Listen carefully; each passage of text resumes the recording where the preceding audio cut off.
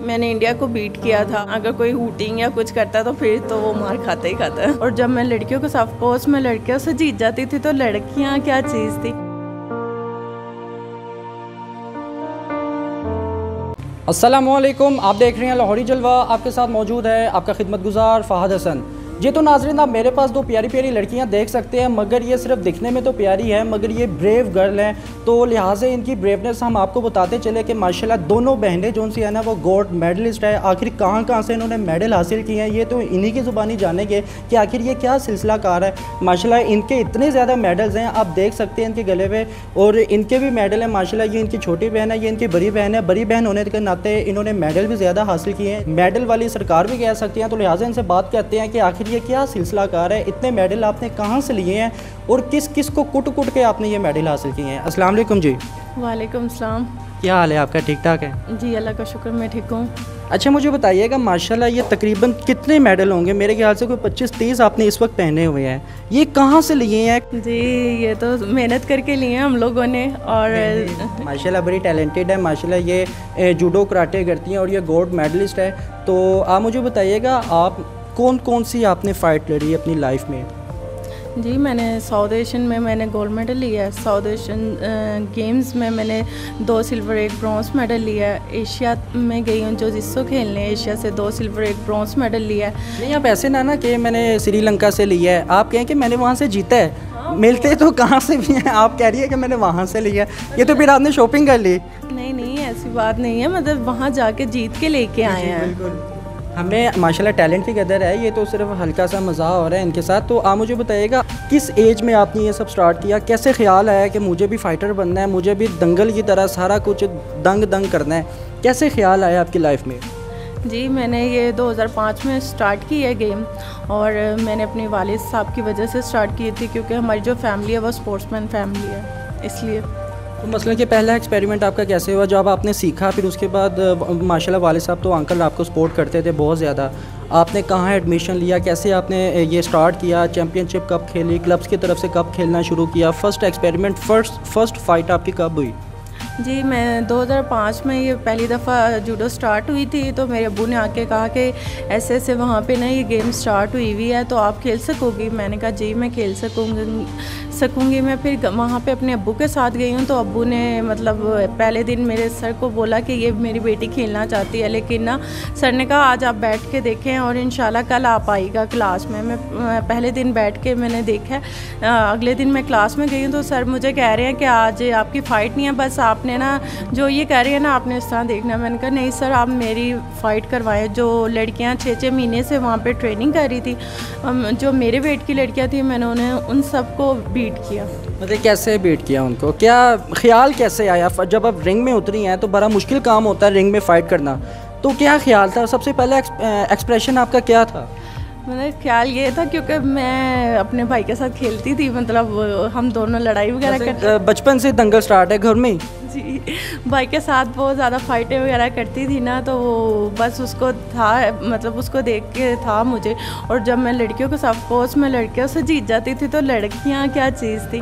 तो फिर मैंने अपने बेट में तमाम लड़कियों को हराया जो उस टाइम वहाँ पे ट्रेनिंग कर रही थी। अच्छा, मुझे बताइएगा, ये डाइट का बहुत ज़्यादा इशू होता है। जितनी भी लड़कियाँ मोस्टली जितनी भी गेम्स करती हैं, लोग एक्टिविटीज़ करते हैं, ये फ़ाइट्स वगैरह करते हैं, वो अपने आप को फिट करने के लिए खुराक का बहुत ज़्यादा इस्तेमाल करते हैं या खुराक का कम इस्तेमाल करते हैं। एक लिमिट्स होती हैं उनमें। तो आपने डाइट का कितना यूज़ किया अपनी लाइफ में?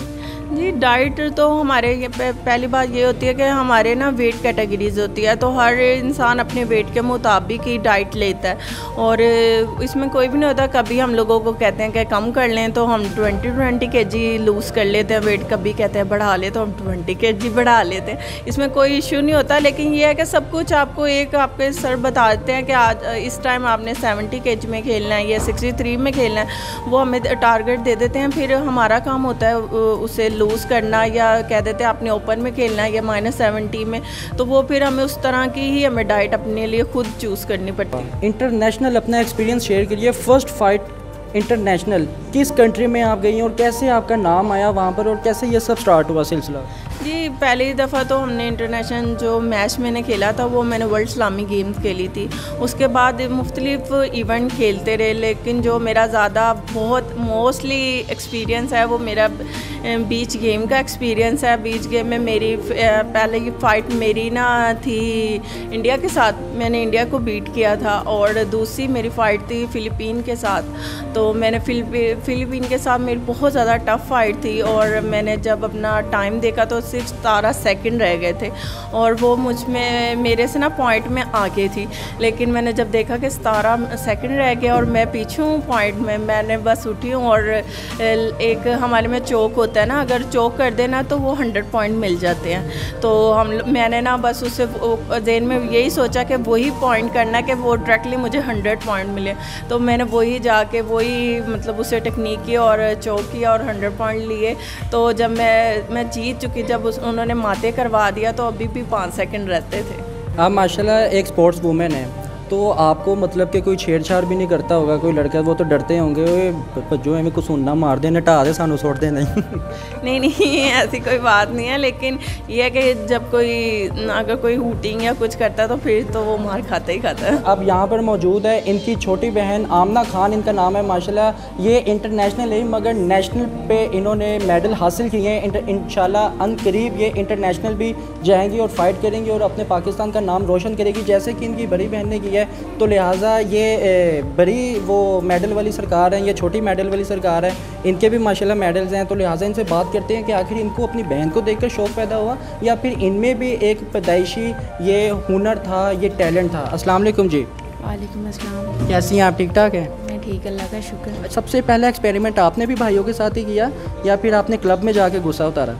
नहीं, दरअसल मैं स्टडी कर रही थी, 8th क्लास में थी, तो आप ही ने मुझे बोला कि आप जूनियर हो रही है तो आप खेलो। तो आप ही के पास मैंने 8 से 10 डेज़ ट्रेनिंग की है और माशाल्लाह गई हूँ तो मैंने विन किया गोल्ड।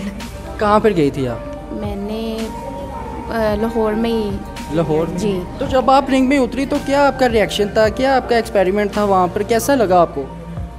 बस यही था कि आप ही ने सिखाया है तो मतलब मैं जीत के ही आऊँ। क्या सिखाया था हमें भी बताया ना, हम भी क्या पता कोई रिंग में उतर जाए। जूडो सिखाई थी, बस इसके पीछे मेहनत की ज़रूरत है। बस किस तरह की मेहनत करनी चाहिए हमारी ख़वातीन को बताइए।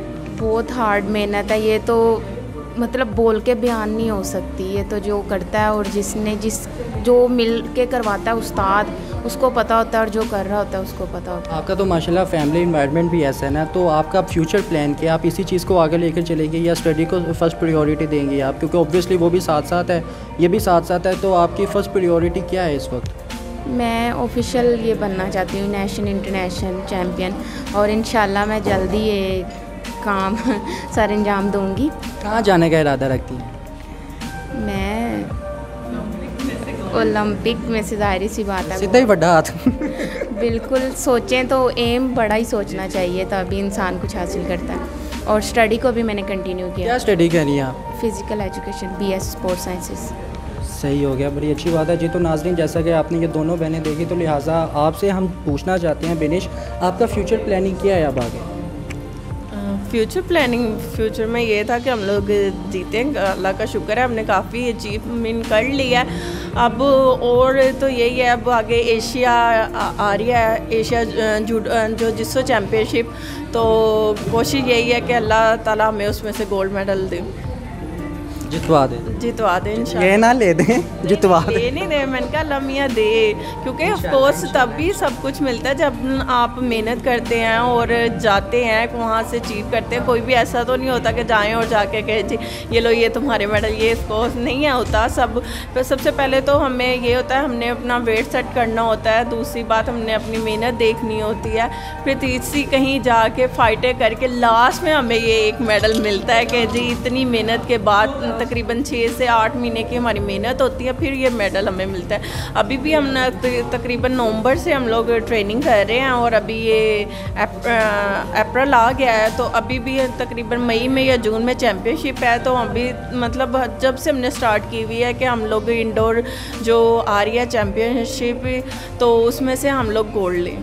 इंशाल्लाह हमारी दुआएं आपके साथ है। तो आप क्या पैगाम देना चाहती हैं हमारे यूथ को, हमारी फ़ीमेल्स को, हमारी ख़वातीन को? जी, मैं यही सबको मैसेज देना चाहूँगी कि प्लीज़ तमाम लोग गेम्स करें, क्योंकि इंसान अब ज़रूरी नहीं है कि इंसान सिर्फ गेम करे तो कुछ मतलब नेशनल लेवल पे या इंटरनेशनल लेवल पे आप अपनी फ़िटनेस के लिए भी गेम कर सकते हैं। वो मतलब लेडीज़ हो या जेंट्स हो, कोई इसमें कोई फ़र्क नहीं पड़ता। आप आएँ अपनी फ़िटनेस के लिए करें। और लड़कियों को तो मैं ये ज़रूर कहूँगी कि और कुछ नहीं, लड़कियाँ आएँ, आके अपनी ये सीखें और ये अपना सेल्फ़ डिफेंस तो आप बहुत अच्छी तरह से कर सकती हैं। ये मोबाइल की जितनी भी गेम्स एक्टिविटीज़ है, इनके फ़िज़िकल क्या रिएक्शन पर है, आपकी फ़िटनेस पे क्या इस पर असरअंदाज हो रहा है ये सब?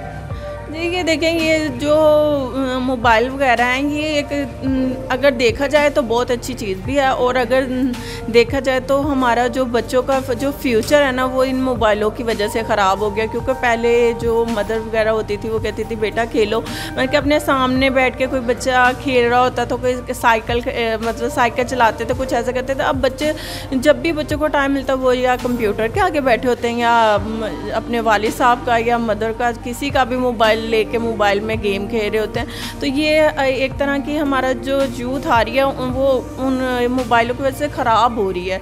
उनको चाहिए कि वो ये एक्टिविटी करें, बच्चों को क्लब में डालें। आप उनको कोई ना कोई ज़रूरी नहीं है कि आप ये जूडो या जोजित्सु या कराटे वगैरह ही सिखाएं। आप उन्हें स्विमिंग सिखाएं, साइकिलिंग सिखाएं, रनिंग करना सिखाएं, फुटबॉल खिलाएं। अब तो काफ़ी जगह इतने क्लब बन गए हैं। हमें चाहिए कि हम अपने बच्चों को ये वाली एक्टिविटी करवाएं। अच्छा, अब आपने आगे सारी ज़िंदगी ये मेडल ही हासिल करते रहना है कि शादी शुदी कोई नहीं करनी अब आप?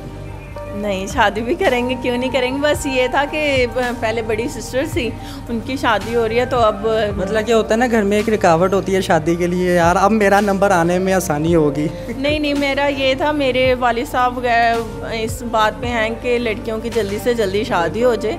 तो लेकिन मेरी छोटी बहनों की शादी हो गई है, लेकिन मेरा एक एम था कि जब तक मेरा वार्डा में 18 स्केल नहीं होगा तब तक मैं मतलब अपना शादी नहीं करूँगी। क्योंकि मैंने देखा है कि शादी करके कुछ लोग कहते हैं ये ना करो, हस्बैंड कहता है यहाँ ना जाओ, ये सारा कुछ एक चीज़ होती है। लेकिन मैं चाहती हूँ कि नहीं, मैंने कहा मैं अपना टारगेट कर लूँ, शादी तो होती रहेगी। शादी तो आप इंसान किसी भी एज में कर सकता है, लेकिन जो आपका एम होता है वो फिर जब वक्त गुजर जाता है तो फिर वो दोबारा आप चीज़ को अचीव नहीं कर सकते। बिल्कुल, बहुत प्यारी माशाल्लाह, बहुत खूबसूरत बात की है। मगर आप मुझे बताइएगा आपकी डिमांड के, आप चाहती हैं कि आपका लाइफ पार्टनर भी जूडो कराटे हो ताकि सारी ज़िंदगी जूडो या आपस में करते रहे, या फिर कोई ऑफिशियल फील्ड आप चूज़ करना चाहती हैं, या किसी भी फील्ड में हो कि डिमांड कैसा लड़का चाहिए? आपको ऑलरेडी बहुत ज़्यादा रिश्ते भी आते होंगे, तो आप क्या चाहती हैं?